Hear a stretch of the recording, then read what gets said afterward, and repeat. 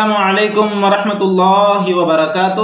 محترم عزیزوں اور دوستو، کیکڑا جسے انگلش میں کریب کہا جاتا ہے، کیا اس کا کھانا جائز ہے یا ناجائز ہے، حلال ہے یا حرام ہے؟ آج کے اس ویڈیو میں ہم اسے سمجھنے کی کوشش کریں گے۔ اس مسئلے کو سمجھنے سے پہلے ایک بات آپ اپنے ذہن میں رکھیں کہ حضرت امام ابو حنیفہ رحمۃ اللہ علیہ، جن کی ہم تقلید کرتے ہیں، جنہیں ہم فالو کرتے ہیں، ان کے نزدیک، ان کی تحقیق کے مطابق سمندری جانوروں میں سے، بحری جانوروں میں سے صرف مچھلی حلال ہے۔ مچھلی کے علاوہ دیگر جتنی بھی مخلوقات سمندر میں اور بحر میں پائی جاتی ہیں، ان کا کھانا جائز نہیں ہے۔ جب اس بات کو آپ سمجھ چکے ہیں تو اب آپ کے لیے یہ سمجھنا آسان ہو جائے گا کہ کیکڑا کھانا، کریب کا کھانا جائز ہے یا نہیں۔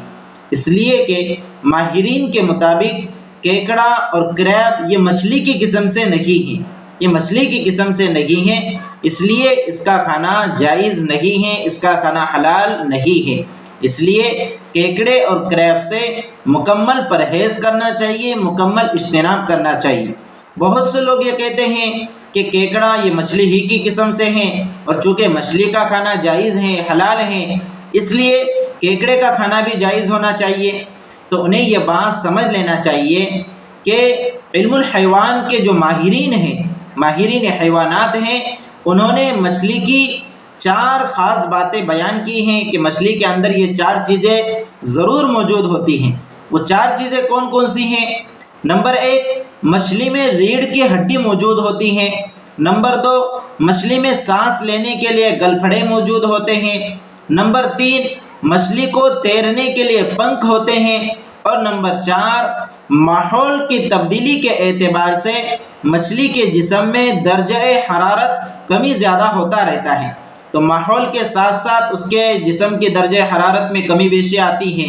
تو یہ 4 باتیں ہیں جو ہر مچھلی میں پائی جاتی ہیں۔ اگر یہ 4 باتیں کیکڑے میں موجود ہے تو وہ مچھلی ہوں گی، اور اگر کیکڑے میں موجود نہیں ہیں، کریب میں موجود نہیں ہیں، تو اسے مچھلی قرار نہیں دیا جا سکتا۔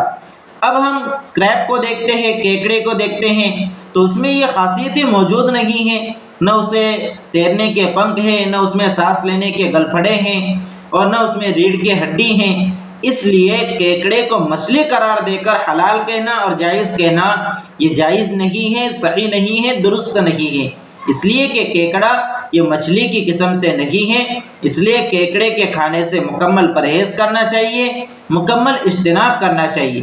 بہت سے لوگ کیکڑے میں کئی فوائد بتاتے ہیں، منافع بتاتے ہیں، تو ایک بات آپ اپنے ذہن میں رکھیے کہ جو چیزیں شریعت نے ناجائز قرار دی ہیں، جن کا استعمال ممنوع قرار دیا گیا ہے، ان چیزوں میں اگر بظاہر کوئی نفع نظر بھی آئے، کوئی فائدہ نظر بھی آئے، تو اس کے جو نقصانات ہوتے ہیں، جو ہماری نظر سے کبھی کبھی پوشیدہ ہوتے ہیں، وہ نقصانات ان منافع اور ان فوائد سے کئی زیادہ ہوتے ہیں۔ اس لیے ان چیزوں سے بچنے کی کوشش کرنی چاہیے۔ جن چیزوں کے استعمال کی شریعت نے اجازت نہیں دی ہے، ان سے مکمل اجتناب کیا جائے، مکمل پرہیز کیا جائے، اسی میں ہمارا فائدہ ہے۔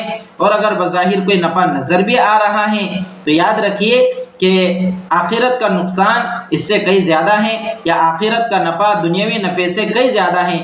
اگر ہم دنیا میں رہ کر شریعت کی بات کو مانتے ہیں، شریعت مطہرہ پر عمل کرتے ہیں، اور دنیاوی کچھ نقصان کو برداشت کرتے ہیں، تو آخرت میں اس کا بہت اجر و ثواب اللہ رب العزت عطا کریں گا، جس کا گمان بھی ہم دنیا کے اندر رہ کر نہیں کر سکتے۔ اللہ رب العزت سے دعا ہے کہ اللہ رب العزت ہمیں شریعت مطہرہ پر سمجھ کر اعتدال کے ساتھ عمل کی توفیق مرحمت فرمائے۔ والسلام علیکم ورحمۃ اللہ وبرکاتہ۔